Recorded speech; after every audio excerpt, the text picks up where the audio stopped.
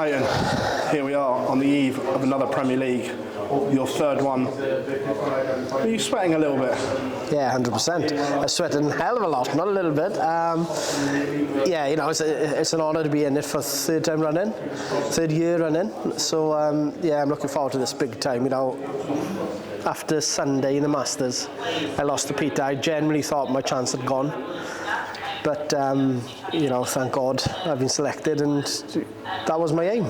Did you go straight home afterwards, or did you stay in Milton Keynes Sunday night? So where were you when you had the call? I was home. I went straight home on Sunday night, you know, and I had the phone call on Monday morning. So brilliant, absolute brilliant. Having lost is bad enough, but with that cloud hanging over, yeah. Was that a lonely drive home from Milton Keynes as well? I got to be honest, it was like 1,000 thoughts kind of thing. I was thinking, have I done enough? Have I shown that I can do enough? But you know, it is what it is. If you're not chosen, you're not chosen. There's nothing we can do about it. But you know, obviously that Monday morning, there was a smile on my face, and it's still there. So yeah, class. When the phone goes, and you look at the name, what's the first thought that comes through your mind? Is it good or bad? It's please be good. But obviously, you know, it could have been bad news, but you know, it was good news, and yeah, fantastic feeling. Do you feel that you had some credit in the bank, so to speak, having won the title the first year, then last year topping the league stage and winning the most nights out of anyone? So did you feel that you maybe had a little bit of credit in the bank compared to some? Yeah, probably. I think that's helped massively, because you know, I started the year off pretty good in the Premier League. Obviously, Joe Cullen absolutely demolished me in finals night, and you know, it knocked a bit of my confidence. You know, I was playing well, and all of a sudden, you know, Joe just beat me off stage. So you know, it knocked my confidence a little bit.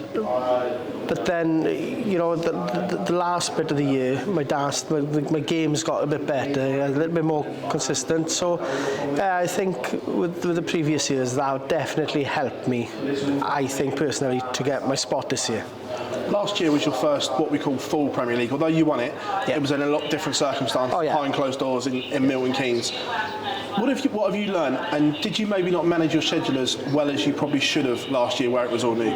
Yeah, it was all new to me last year, but 100%, that is the only way to do the Premier League. You don't get experiences like that anywhere else. You know, it was fantastic. So it has to be done. You know, like you say, in Milton Keynes behind closed doors, it was different, very different. But at the end of the day, I won it there. So, but last year, it was new to me because of the travelling, which I really enjoyed, but it was tiring.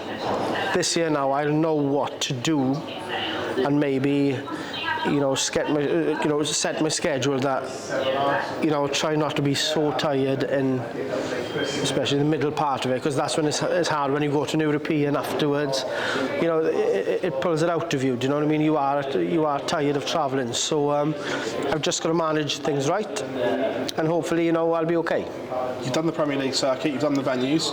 You can't say Cardiff, because that's cheating. Yeah. Which one are you looking forward to going back the most? I love Dublin. I thought Dublin was something else. When they stood up and sang Field of Athenry, oh my God, I got goosebumps now thinking of it. But you know, loved it. Manchester was good. Liverpool.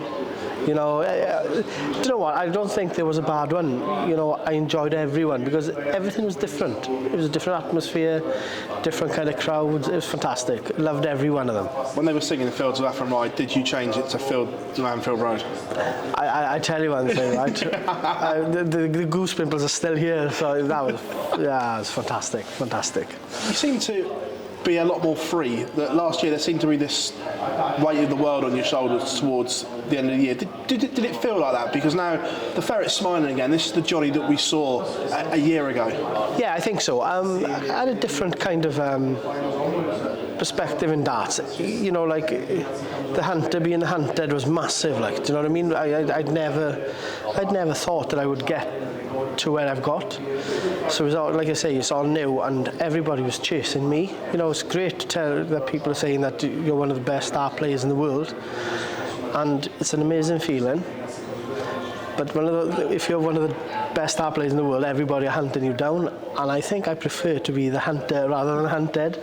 So yeah, it was different, but you know, I've done it, I've been there now, so I'm a little bit more relaxed, and that's why the smile is back, I think. You know, it's meant to be. If it's meant to be, it's meant to be. If not, well, we'll try again.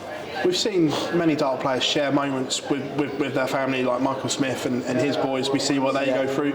Obviously, your two are a little bit older. Do they realise how good Dad is at what he does, and how well known Dad is around the world now? That he's not just Jonny from Wales. It's no. the ferret, the superstar. Yeah, it's much easier that my kids are older. I have to be honest, because you know, they're both darts mad, you know, so it's much easier, especially for Ellen, my wife. So, you know, when I started, I think Fian was 8 years, so Fian was 7 and Llŷr was 5, so it was much harder back then than what it is now.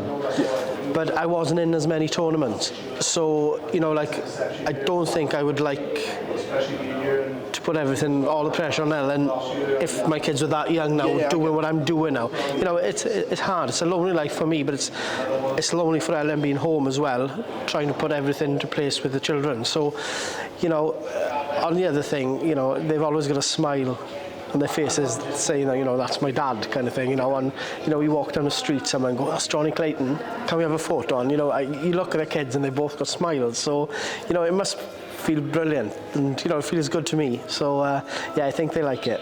You open up tomorrow against Dimitri, 0-1 from the World Championships? Yeah, definitely. There's going to be revenge tomorrow night, 100%. So, I'm not going to say too much now, because knowing my luck, I lose. But no, it's no, I'm out. You know, I'm out to make money, and you know, you win those nights, there's a prize at the end of it. So that's what I'm here to do, and hopefully it's going to be the ferret's here again. Much has been made of the format. You played in both, although behind closed doors, but the format was still the old one. Yeah. Players seem very split. Which one are you a fan of? I like the new format. I do, because, you know, like like you say, you played in both. You travel. Okay, we were in Milton Keynes when I done the first one, so I wasn't travelling. But I find when you're travelling around Europe for one game of darts, I'd much prefer to travel around Europe for 3 games of darts, you know. So I think it's better for the fans, obviously, and I enjoy it better. So I'm for the second part, not the first part. Jonny Clayton, pleasure as always, mate. Thank you very much. Over the next 16 weeks. Cheers, Pat. Oh, thank you, Pat. No problem. Cheers, Pat.